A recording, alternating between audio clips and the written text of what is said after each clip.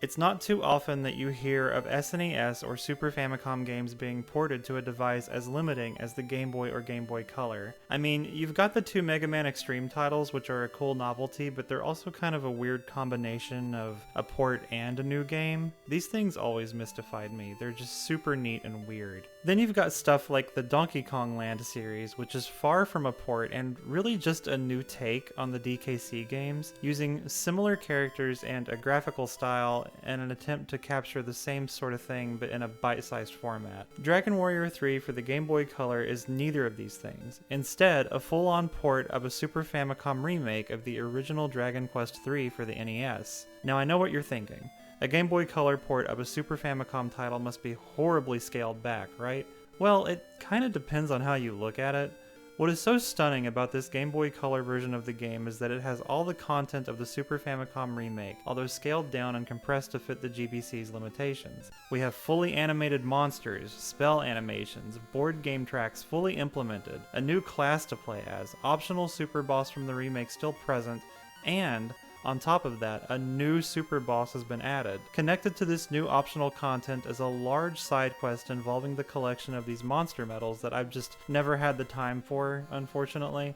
But it's a neat idea, especially considering how unnecessary it is and how much graphical space it probably eats up. Now, one thing that you will notice is missing is the battle backgrounds, although it's a small omission to me. This was standard fare for most Game Boy and Game Boy Color RPGs, I mean, just look at Pokemon. I think this has to do with hardware limitations and sprite limits. The absence of backgrounds allows for more clarity in monster sprites in this case. If this doesn't put you off too much, I think you'll find that this version of the game is actually very pretty. This is a classic case of don't miss the forest for the trees, as in, if you're worried about graphical fidelity, this version of the game probably isn't for you, and you should be playing the Super Famicom remake, or wait for the upcoming modern take on this game. But if you're able to look beyond the limitations and what was taken away over the course of the conversion, there's a lot to love here. In my case, this isn't so much about how impressive graphics can be, but what you can do with what you're given.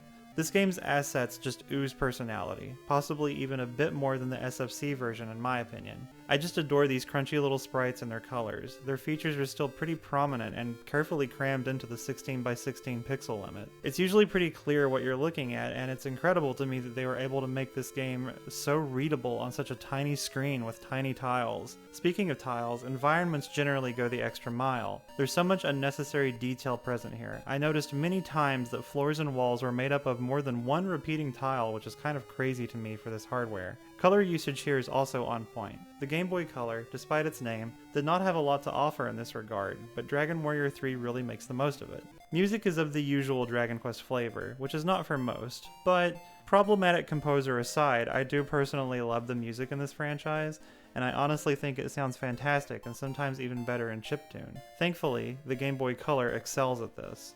Overall, it's hard for me to imagine why you'd pass this one up, unless you just really don't like traditional turn-based JRPGs, which is what this franchise is all about. To me, it's my bread and butter, but I also understand that these games in particular are a bit of an acquired taste. If that doesn't speak to you, that's fine. Go play something else. This is just me gushing about a game that I think doesn't get enough notoriety. There's also ports of the Super Famicom remakes of Dragon Quest 1 and 2, which are also pretty impressive in their own right, and I will likely talk about those in the future. But this one in particular takes the cake just because of the sheer amount of content that it manages to shoehorn into this Game Boy Color cart. If you're looking for a nice old-school JRPG with some real cozy vibes to play on your flash cart, retro handheld device, phone, whatever, I can't recommend this one enough. I've played this game several times now and I'm still just in love. I highly recommend giving it a shot. Alright, well, I appreciate you guys watching and I hope you take care. See ya.